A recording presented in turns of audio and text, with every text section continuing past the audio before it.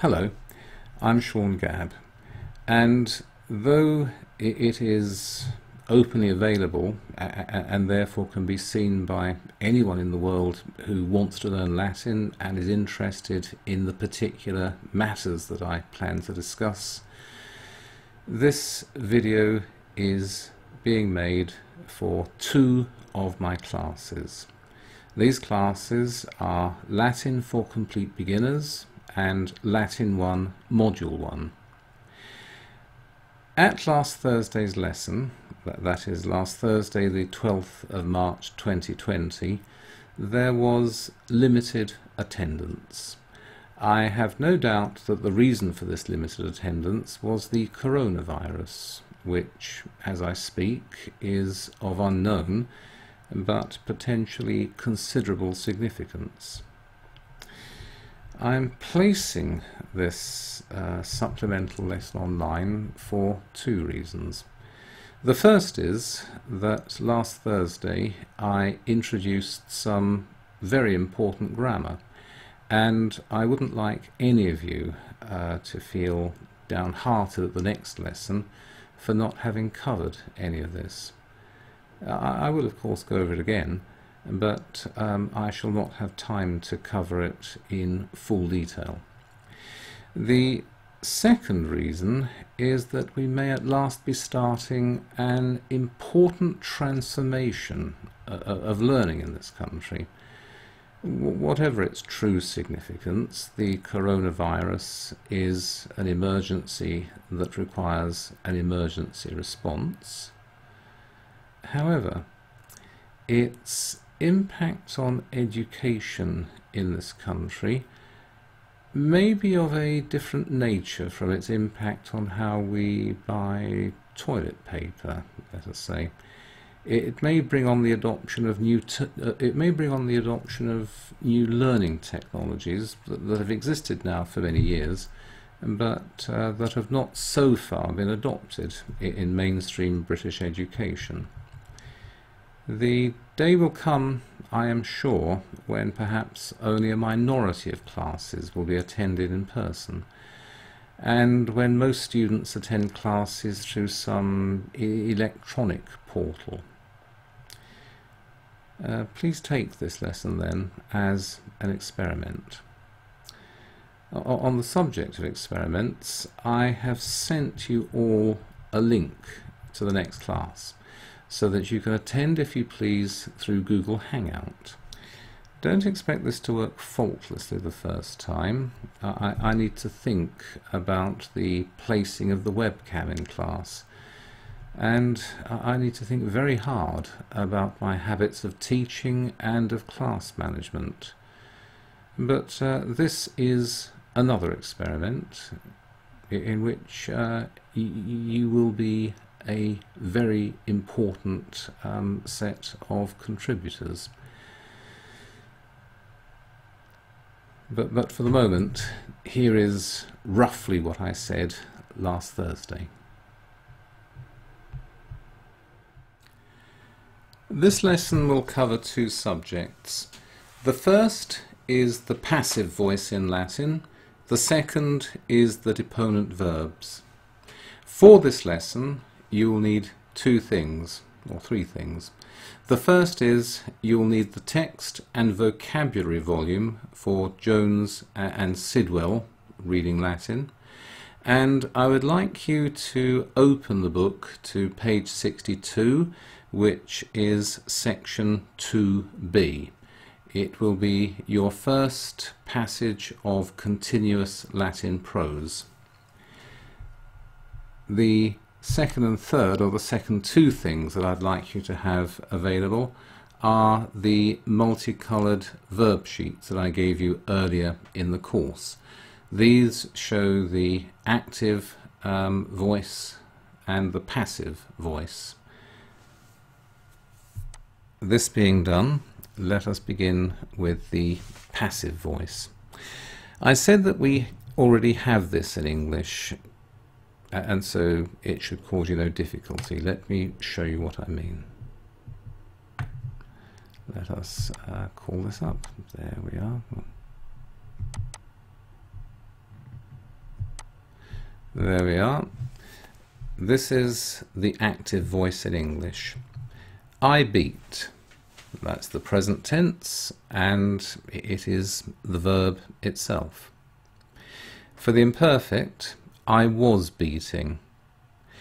Here we take the present participle of beat, which is beating, and we take the relevant part of the verb to be.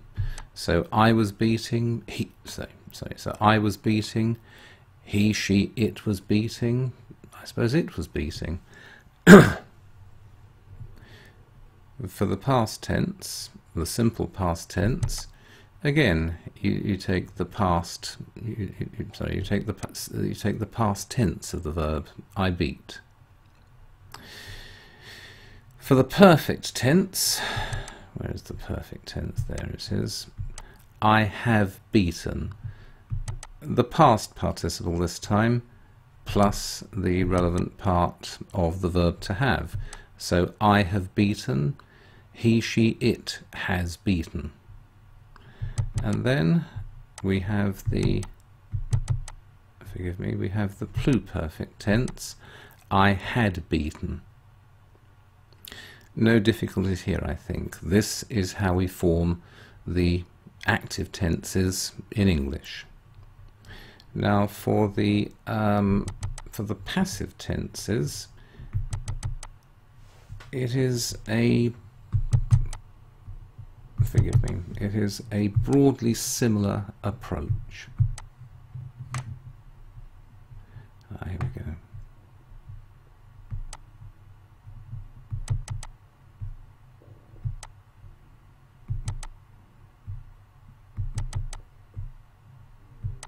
There. The passives. I am beaten. Here we have the past tense of beat joined with the relevant tense, the relevant part of the verb to be. So I am beaten, you are beaten, he, she, it is beaten, they are beaten, etc. For the imperfect, not a very common construction, I think. I was being beaten. The past participle of beat, the present participle of the verb to be, and the relevant part of to be. So I was being beaten, you were being beaten, they were being beaten, and so on and so forth. For the perfect, I have been beaten, past participle of to be, relevant part of the verb to have. And for the pluperfect, I had been beaten. I don't think I need to follow it through. What I can say is that English tenses are put together rather like adding blocks of Lego to each other. You can use this method to construct as many tenses as you like. I'm sure that with a little invention you can come up with one-use only tenses, things which have not yet found their way into print. Some people think it rather a clumsy way of constructing tenses. Some people think it a simple and indeed an elegant solution to the problem of constructing a large number of tenses. And indeed English has more tenses than any other language that I know, and I do know several. But whatever the case, this is our way of doing it. This is how we construct the active and the passive voice tenses in English. In Latin, there is a different approach to the construction of the tenses in both the active and the passive voice. Now, you should be familiar with this and try to focus your attention on the present tense of ammo in the present imperfect tenses, forgive me, on the imperfect tenses of ammo, that is the orange tenses, and do focus your attention on the present tense of ammo.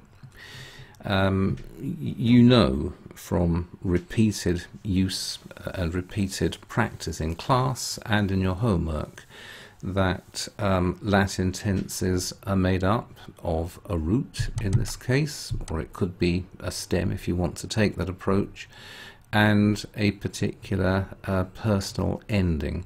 So ammo, amas, amat, amamus, amatis, amant. And it is the same approach with the passive voice. So here we are. You have a different set of endings added here to the root of the verb. So instead of ammo, amas, amat, you have amor, amaris, amatur. You may think, oh dear, another set of endings to learn. And I suppose the answer is yes, there is another set of endings to learn, and I'm afraid they do have to be learned. However, let me show you this on the screen. Here they are. Have a look at the two sheets of the two verb sheets that I gave you, and again focus on the present tense of ammo, to love. Notice how very similar the active and the passive tenses are. So ammo becomes amor, the addition of an R. Amas is a little harder because the A and S are prized apart for this, and R and I are placed in between. But amat becomes amatur. That is, UR is simply added to the ending. Amamus, the S is replaced by amamur. And pardon me, and what we're looking at so far is something which you may have trouble remembering for if you want to write Latin, but if you are looking at recognition value for reading Latin, the similarity between the two voices is sufficient for you if you are aware of the existence of the passive voice. The similarities are sufficient for you to recognize what is happening with any particular tense of the passive voice.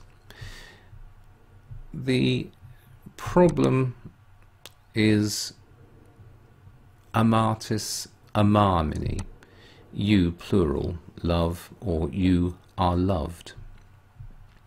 Here you have something, you have the armini ending, which is entirely different from the artis ending. However, that being said, the third person plural amant, they love, becomes amantur, they are loved. And again you have you are tacked on to the end of the active ending. And so ammo, I love, amor, I am loved, amas, thou lovest, or you love singular, becomes amaris, thou art loved, or you singular are loved. Amat, he, she, it loves, becomes amatur, he, she, it is loved. Amamus, we love, becomes amamur, we are loved. Amatis, you love, becomes amamini, you are loved. Amant becomes amantur, they love, they are loved. And if you want to think about the endings, these are the passive endings: ar, ris, tur, mer, mini, untur. These are what you need to learn in order to recognize all the various parts of the verbs in the passive voice. And if we turn to this sheet, if we turn to the passive sheet, you can see that these endings are, ris, tur, mer, mini, untur are reproduced with various changes to the stem across the whole range of the various regular conjugations, and it's followed in the imperfect. So amabatur, I was being loved, monebar, amabar, I was being loved, monebar, I was being warned or advised, regebar, I was being ruled, and so on and so forth. This also continues with the future tenses, and although I have told you that once you get beyond the third conjugation, the future tense in Latin is problematic. So long as you are aware of the active endings with the third A and fourth conjugation verbs, you can recognize, or indeed you can generate, the endings for the for the verbs in the passive voice. I suppose I should also draw your attention to the, here we go, oh, let's make it a little bigger. Ah, there we are. I should also draw your attention, oh, please ignore the subjunctives. You do not need to know these at the moment, as I keep on saying. If we look at the blue tenses, or the perfect tenses, you will see that the Romans, unlike the Greeks with these particular tenses, ran out of inspiration. It is as if at some point in the development of their language they had said, oh, stuff it, let's just follow the same system as the English will one day use. And so, amatus sum, I was loved. You have the perfect participle of amo, amatus, joined with the relevant part of the verb sum, or to be. I suppose the wrinkle with these tenses is that amatus sum does not mean I am loved, although sum means I am, and although sum is the present tense of the verb to be. For the perfect tenses, they go back a tense. So amatus sum, I was loved. Amatus eram, not I was loved or I was being loved, although eram is the imperfect of the verb sum, or to be, but amatus eram is I had been loved. The future perfect, I shall have been loved, is something not used in Latin very often. It is there, and it must be learned sooner or later, but this will come somewhat later in the course.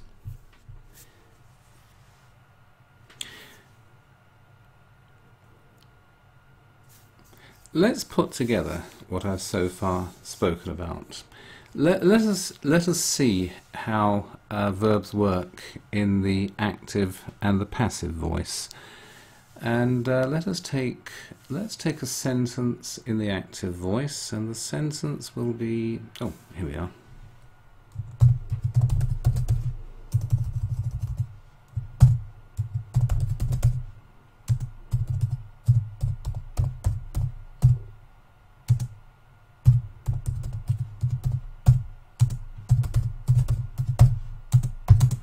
Magister discipulum molestum verberat, or the teacher beats the naughty student. So, Magister discipulum molestum verberat, the teacher beats the naughty student. That is a sentence in the active voice. Let us now take the same sentence and put it into the passive voice. It will mean much the same thing, but it will be in a different voice and will have a slightly different sense to it. So,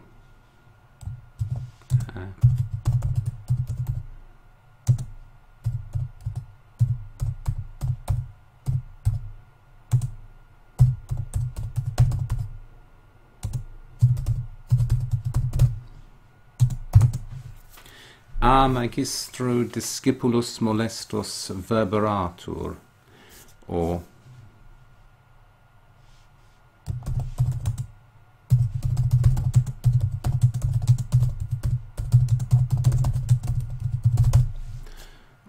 the naughty boy is beaten by the teacher. And this is a sentence in the passive voice. Let's call it the passive, shall we? Let's see how this works. The first sentence should be familiar to you. We have been reading sentences like this for quite a while now. Magister is the subject.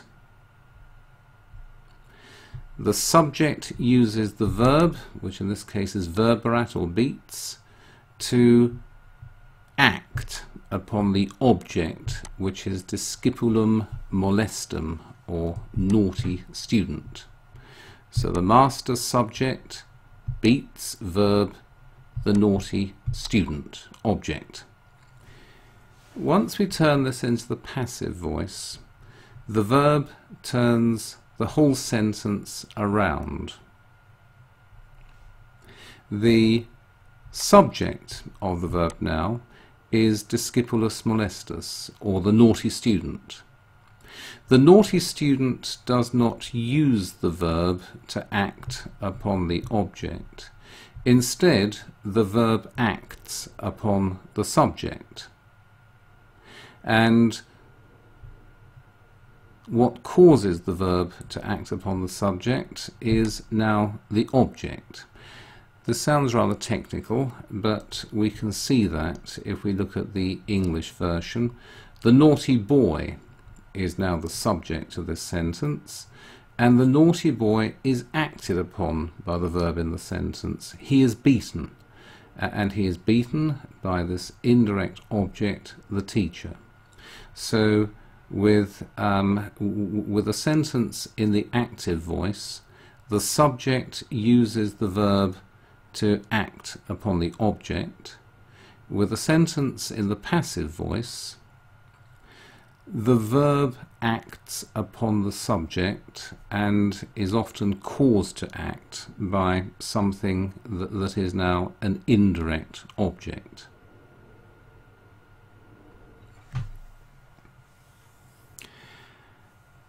And that, for the moment, is the passive voice. If it doesn't seem clear to you at the moment, I do assure you that it will become very clear simply by continuous use.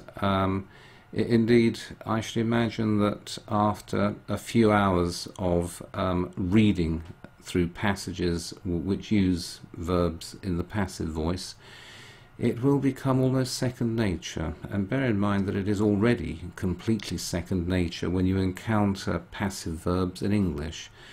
And although I keep on saying it, I will repeat myself that Latin in its underlying structures is not seriously unlike English. What works in Latin usually works in English. But this brings me to the second part of the lesson, which is the deponent verbs. And I do regret here that this is something which has no real correspondence in the English language. Let me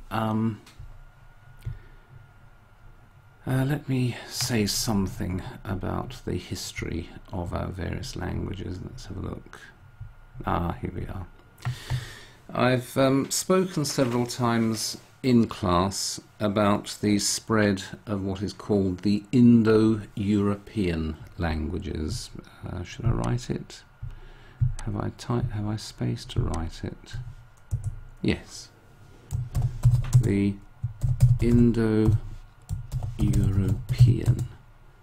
languages. The history of these languages, so far as we can tell, and we have no written evidence to show this conclusively, this is a matter of guesswork, though it is several centuries of very highly informed guesswork. But we believe that around 6,000 years ago, here in this pink area on the map, there was a group of peoples whom we call the Proto-Indo-Europeans. We don't know a great deal about them.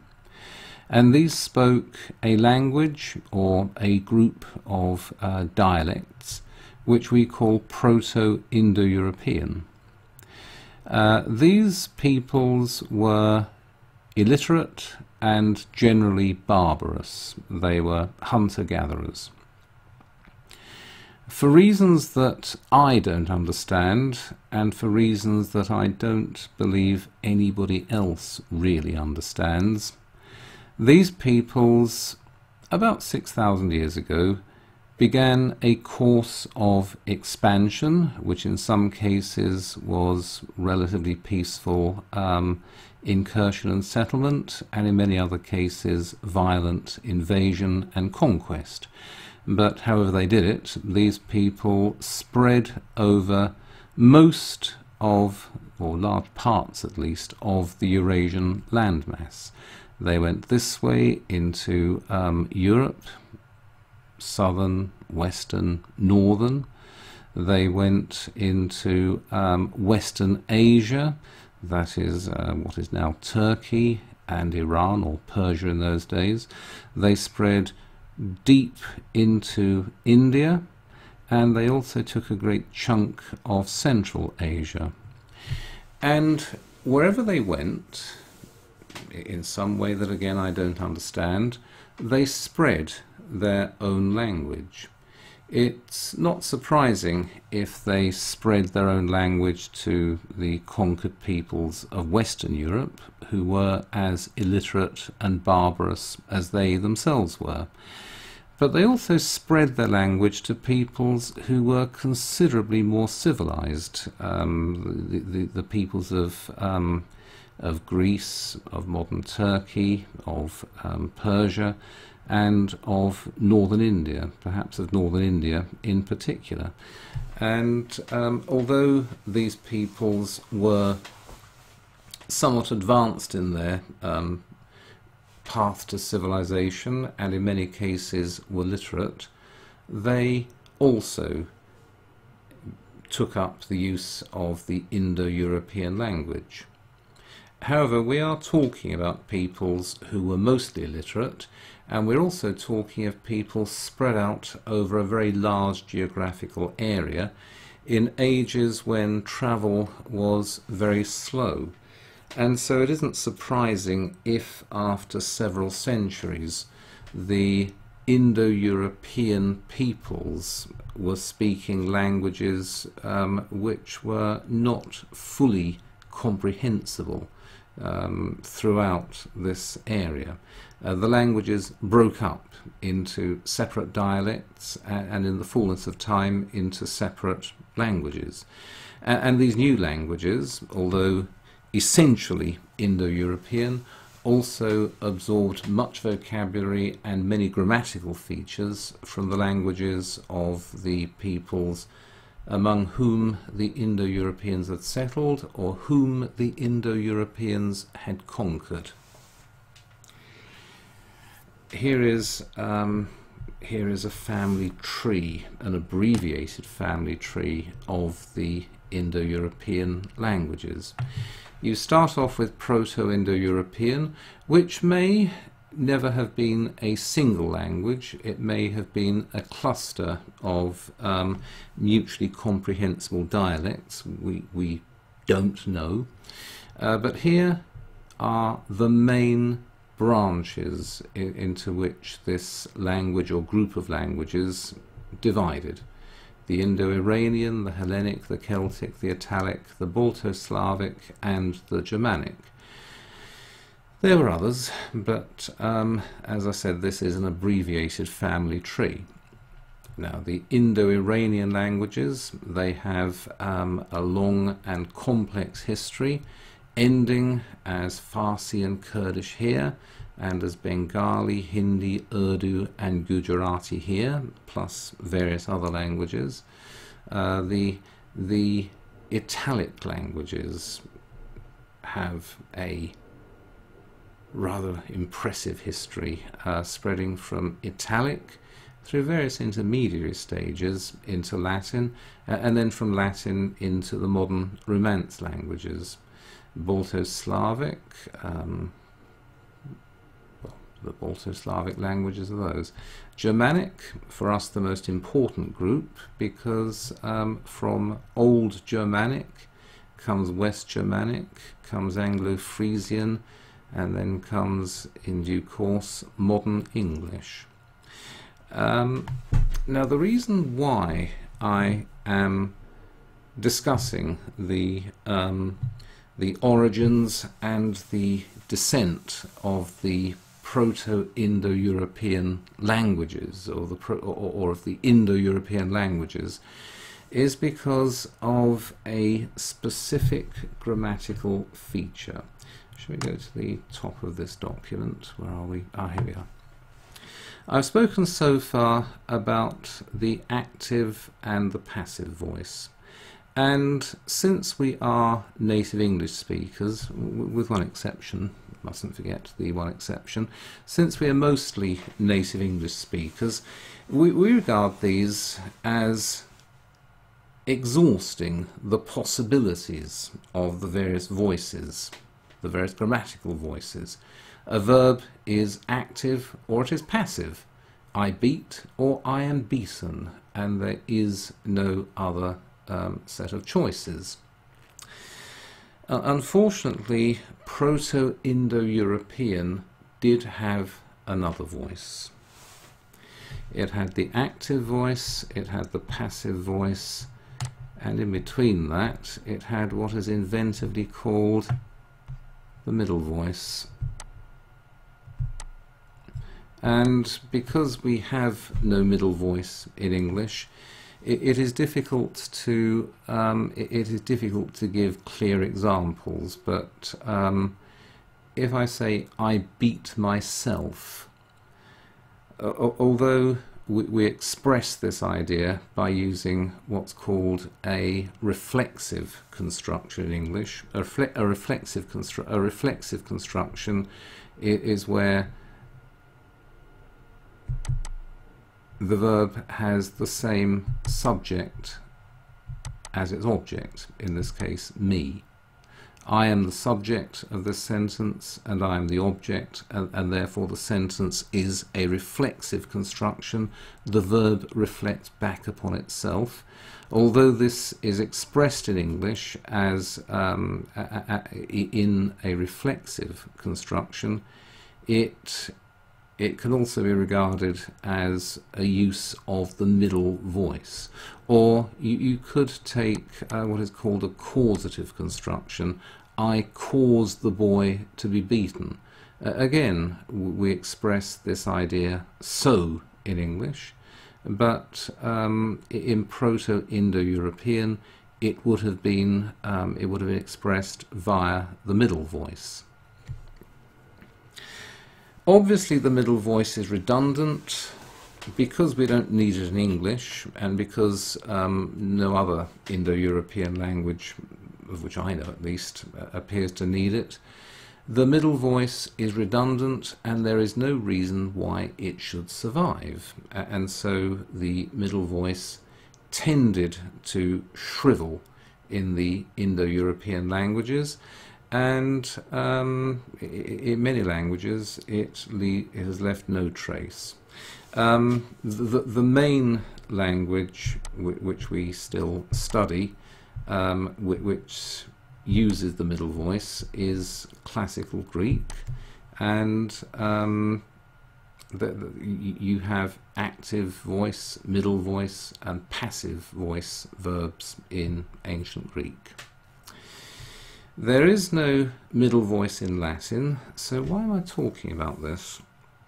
Well, the reason is that for reasons that I do not understand, and again I'm not sure if anybody else understands the reason, but for whatever reason, a number of verbs which work perfectly well in the active voice in Proto-Indo-European were attracted into the middle voice.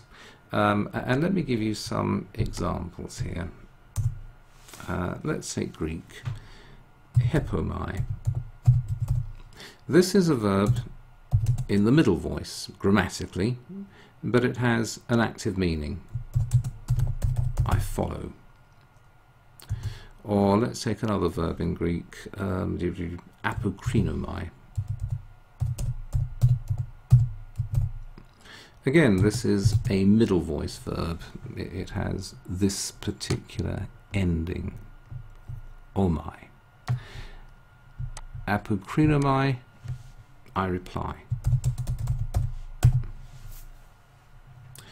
And in Greek, this is a middle voice verb, but it is a middle voice verb with an entirely active meaning. And here we come to Latin. As I said, Latin has no middle voice. It does, however, have quite a large footprint left by the middle voice, which died out at some point in the progress of Proto-Indo-European towards Latin. Perhaps Old Italic had a middle voice, but whatever the case, this has died out by the time you get to Latin. Latin in any of its written forms has no middle voice. But following from these Greek verbs, which are middle in form but active in meaning, you have what are called deponent verbs.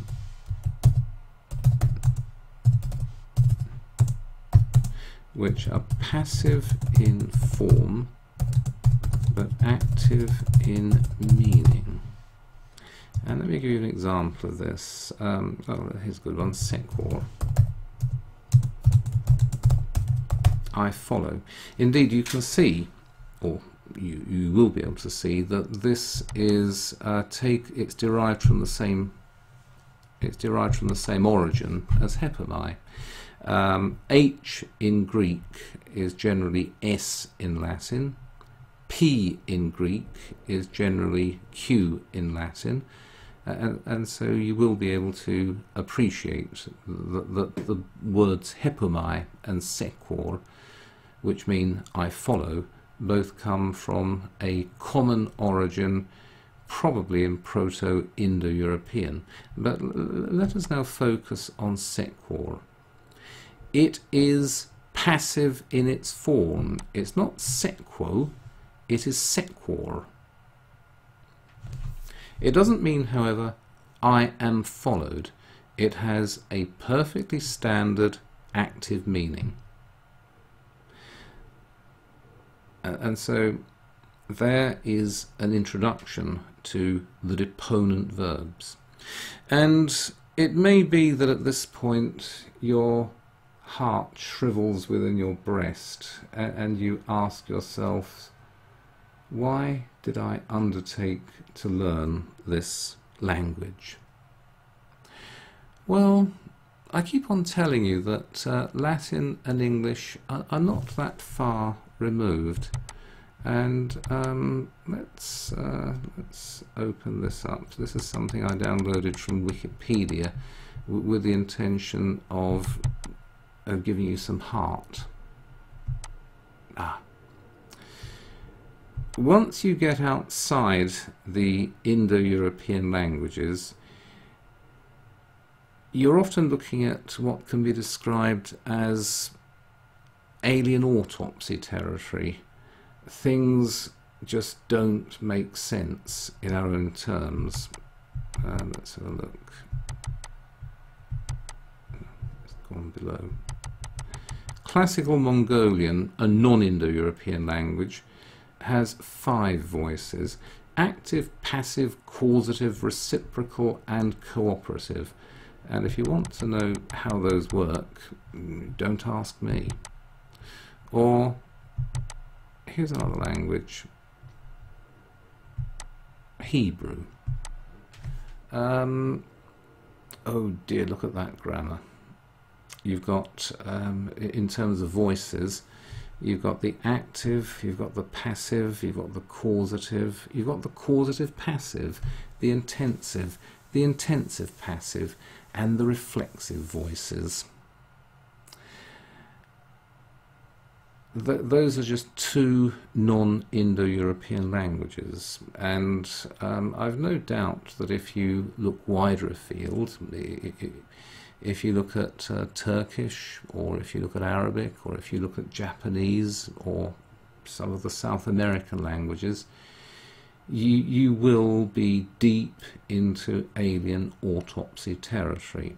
With Latin, because it is an Indo-European language, and because English is an Indo-European language, there are very few features in Latin which are completely unevidenced in English.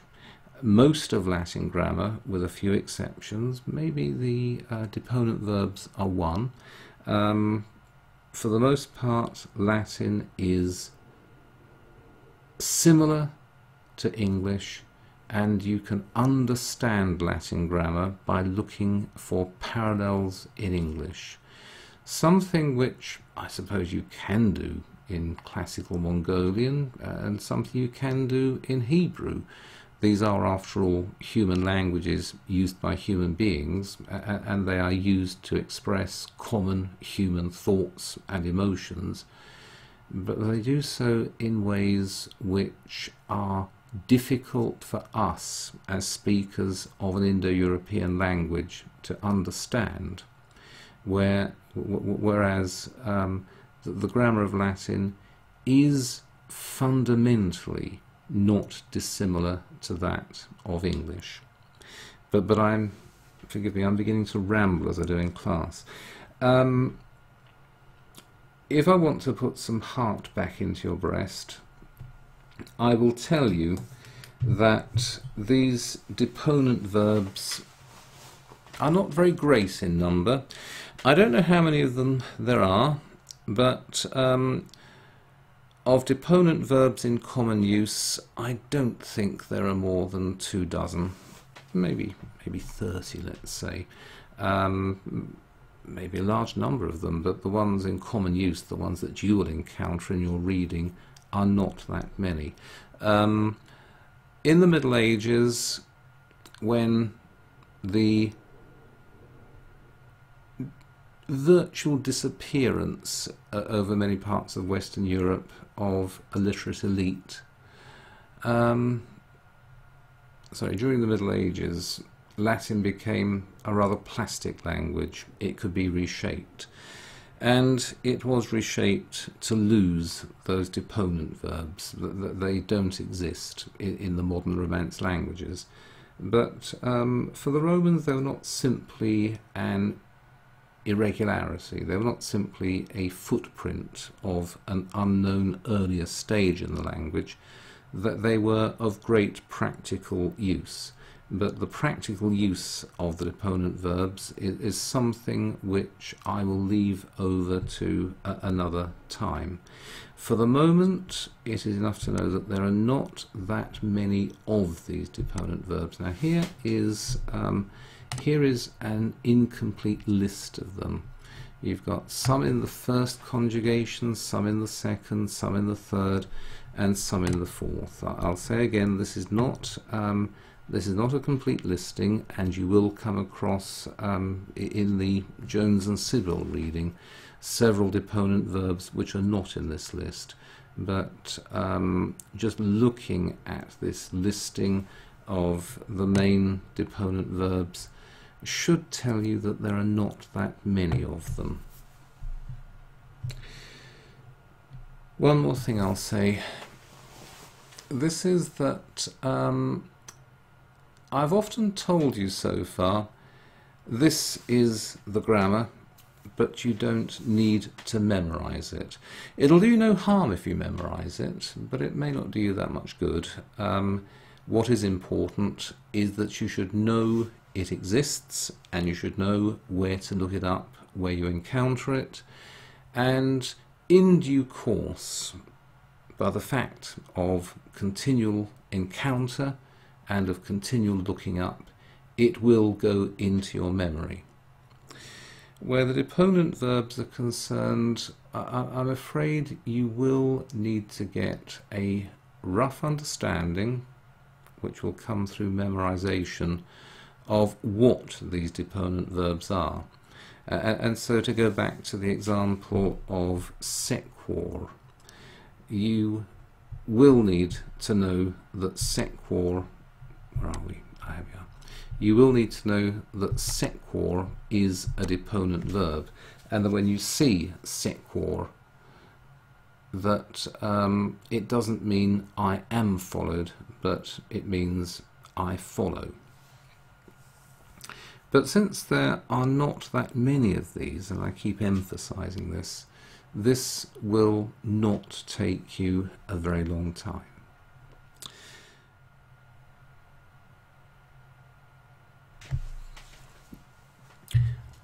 Let us turn now to the homework that I would like you to do for me for next Thursday. This is section 2b on pages 62 to 64 of Reading Latin in the text and vocabulary volume. The text you'll find in the book is somewhat longer than this one, because I decided to type only the first paragraph. And because this is your homework, I am not proposing to translate it for you. I've highlighted all of these verbs, and all of these verbs look passive, but every one of them is in fact deponent. And so ut recordor, not as I am recalled, but as I recall. Although it is passive in form, it is active in meaning. Obliviscor does not mean I am forgotten, it means I forget. And so it goes on. Let's clear that selection.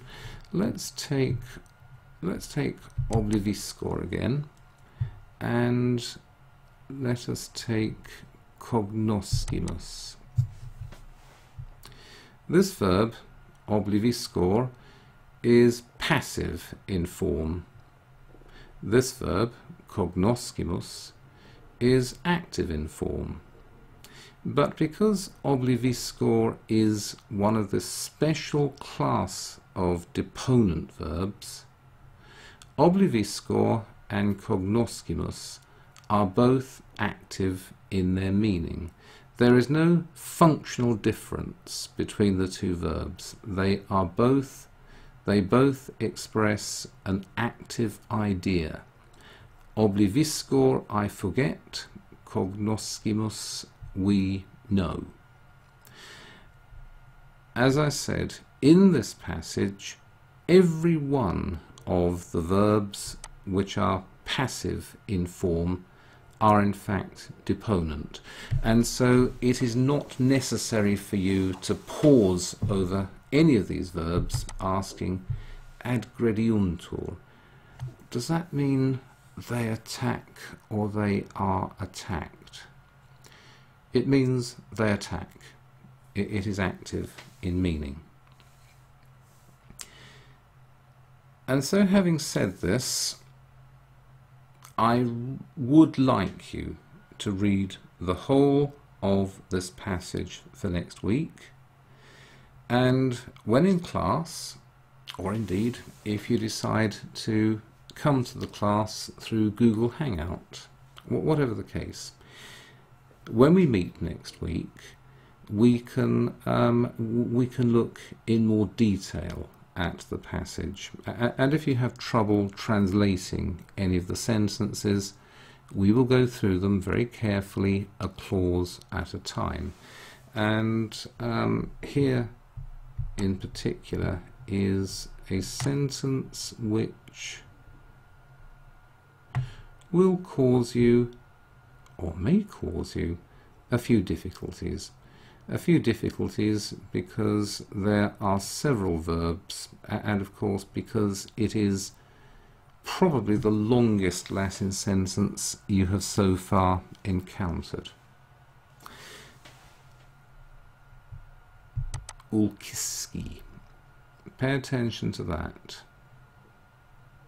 That is a passive infinitive. But again, although it is a passive infinitive in its form, because it is the infinitive of a deponent verb, it is active in its meaning. And to give you a brief refresher, I think I have the main infinitives in Latin here. Here we are. These are the main these are the infinitives in Latin. There are others, but they are joined together, rather in the English way, like blocks of Lego. Amare, to love. Active present infinitive. Amari, to be loved. Passive all tenses. And this one, which you will not encounter for a while yet, but you might as well be made aware of its existence. Amavisse, to have loved, which is the passive perfect. No, it isn't, it's active. There you are. So these are the infinitives. With the passive infinitive, I suppose what you really need to know is that it ends with an I. And so if we go back to this, ulkiski, it ends with an I, and so it is a passive infinitive. But as I said, it doesn't mean, it's not passive in meaning. That then is everything that I need to say for the moment about the passive and about the passive voice and the deponent verbs.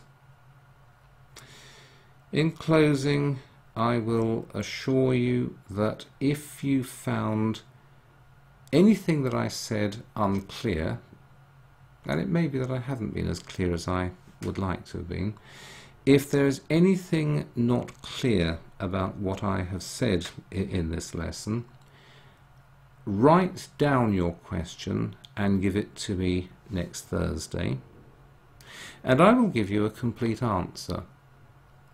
But in closing, I will assure you that as you read through the various passages in the text and vocabulary book for Jones and Sidwell, these grammatical features will become increasingly familiar with you until they become burned into your mind and you process them almost without thought, just as you do with what foreigners regard as the more complex areas of English grammar. And so with those last words of reassurance, I will thank you for having followed me to the end of this lecture, and I look forward in one way or another to seeing you all next Thursday.